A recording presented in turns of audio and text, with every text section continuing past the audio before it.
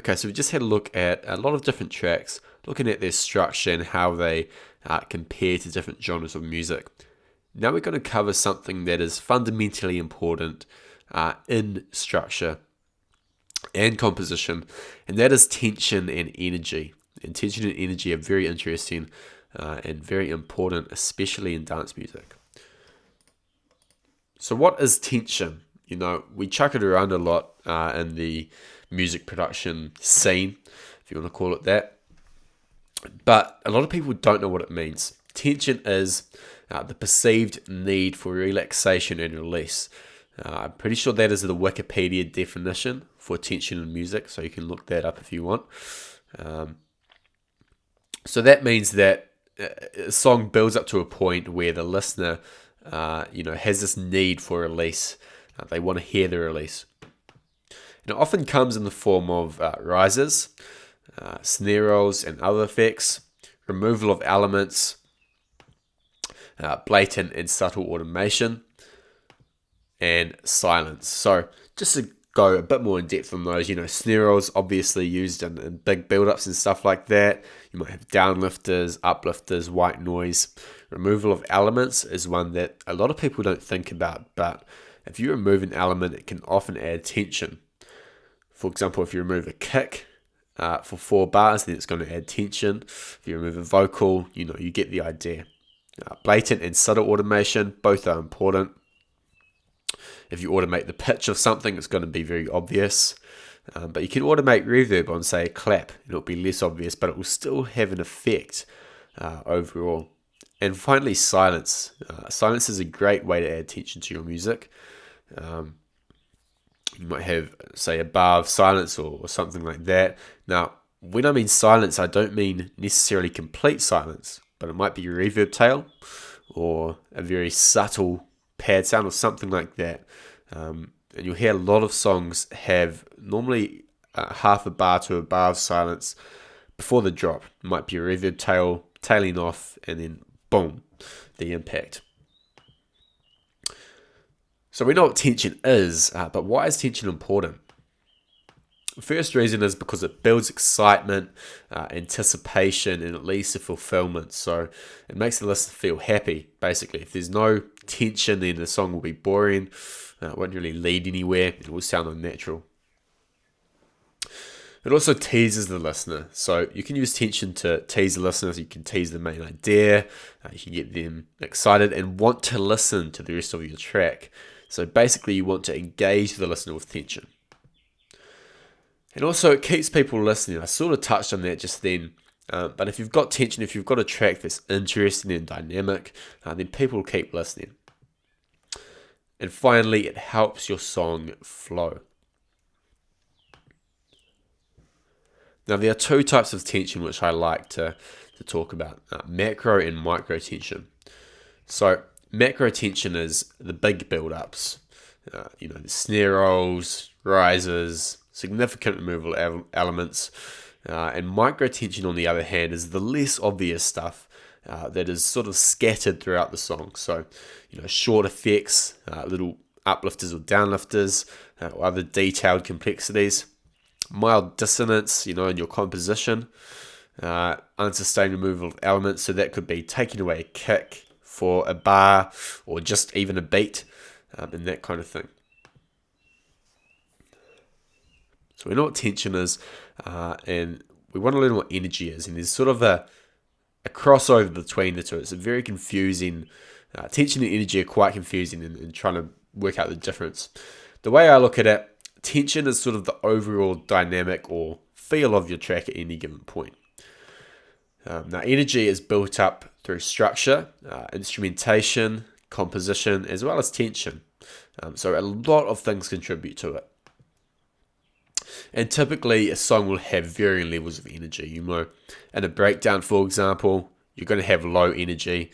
In the chorus, you're going to have high energy. Now, there are a few different types of energy. There's total or overall energy, which is the energy of your track. So if you're a DJ and you're picking tracks for your set, which is a 3-hour set, let's say, you're going to start off with low energy tracks. So you're going to be looking at each song as one entity, and the energy of that song is one entity. So you might look at one, you might have 10 lower energy songs, and then you might build up into a few medium energy songs, and finally at the peak time of your set, play the high energy songs.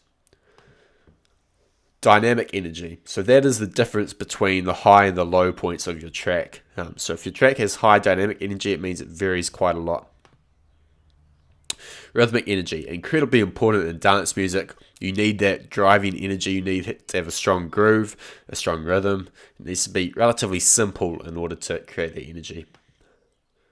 Now, melodic energy is one we don't really talk about much.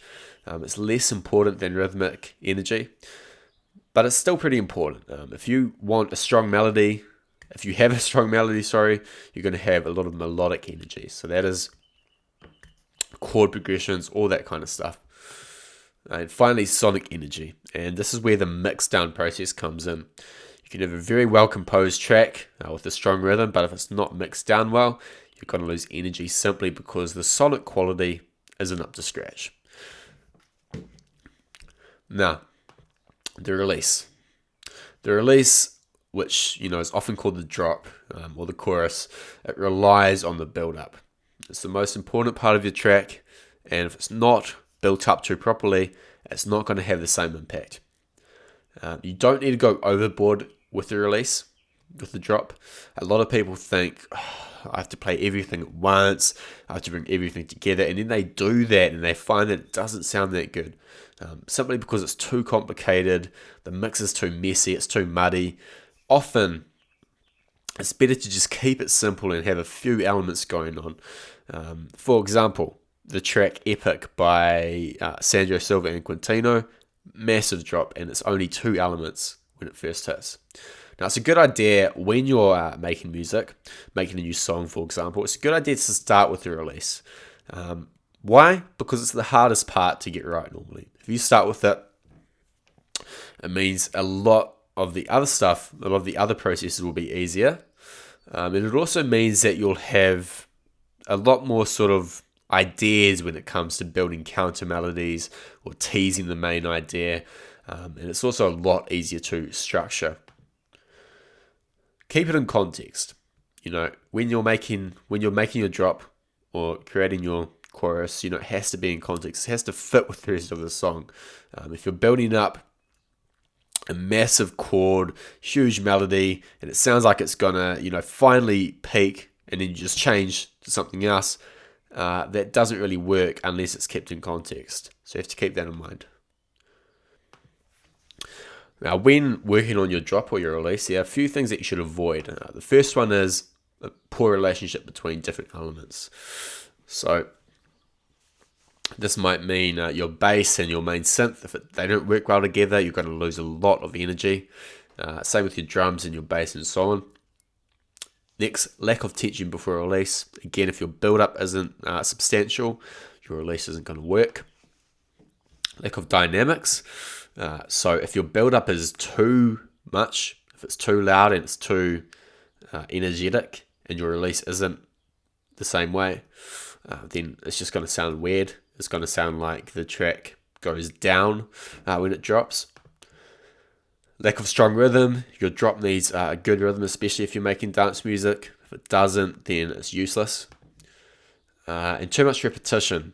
If you keep your release going for too long without variation, then it's just going to tail off way too quickly.